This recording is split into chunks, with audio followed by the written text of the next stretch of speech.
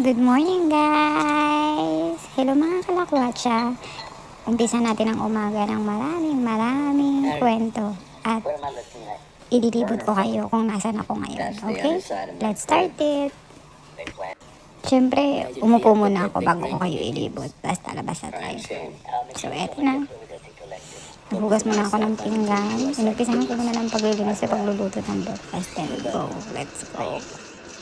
So, lalabas na tayo. Okay. Tingnan nyo kung gano'ng kaganda dito.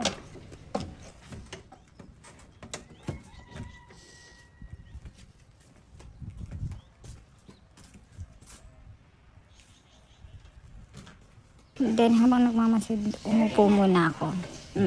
Diba? Siyempre, aura-aura tayo. Para kunyari, imo.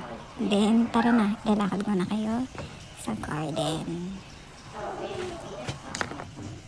Ang ganda. Tingnan nyo, ipapakita ko sa inyo yung mga tanim.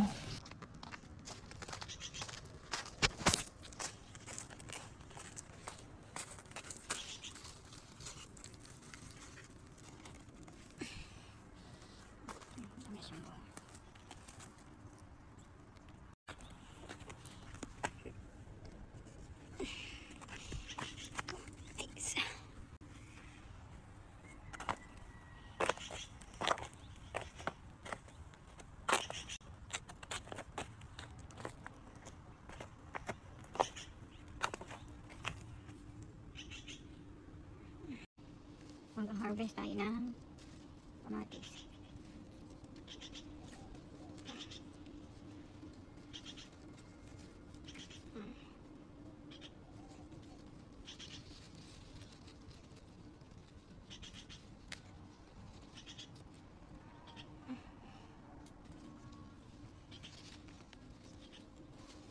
Kamatis guys.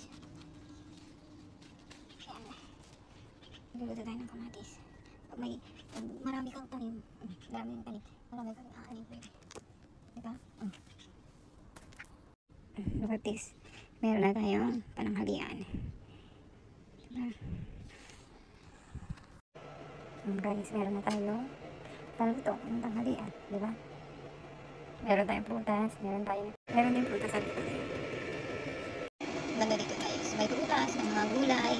Siyempre magkape muna guys. Mamaya magluluto tayo kasi pupunta dito yung family nila mami.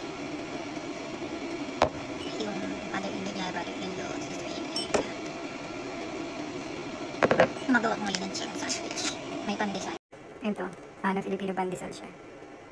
And may papakita ko sa inyo. Ang dami-dami na prutas sa likod. Samahan niyo. So dito guys, makikita nyo ang dami-dami first. May plum. Marami, papakita ko sa inyo. Ayan. Pupunta tayo sa garden.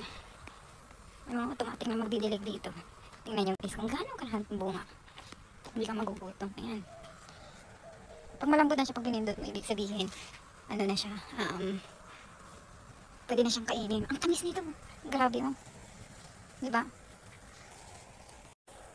And ito yung gustong-gusto ko yun. Ito medyo maasim siya. Sabi nila, hindi pa daw siya pwedeng kainin kasi hindi pa daw ripe. Pero hindi. Nung kinain ko siya, is matamis na maasim. Ang dami, diba? O, diba? Ang daming bunga.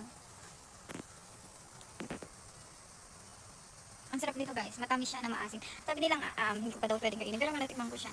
Ang sarap niya, maasim na medyo matamis siya. Ganun. Tingnan niyo yung paligid. Ang ganda, diba? Lahat yan. That's not mine. Look at that love. Oh. Pag lakwatsera ka talaga, mabubusog yung mata mo. So, di ba guys, nakita nyo yung lugar. Sobrang sarap. Sobrang sarap dito. And nakaka-refresh siya. Nakaka-refresh siya ng utak. Pag may problema ka, mawawalan ka ng problema. Busog ka, bagas ka pala. So, ayun guys, kwento ko lang sa inyo. Oh, ang ganda. Kwento ko lang sa inyo na. Ang ganda ng place natin. So, di ba? Ang ganda dito. Kaya kung ako sa inyo, wag laging nakakulong sa bahay. Kailangan natin maglakwatsa. Lakwatsera nga tayo eh. Baka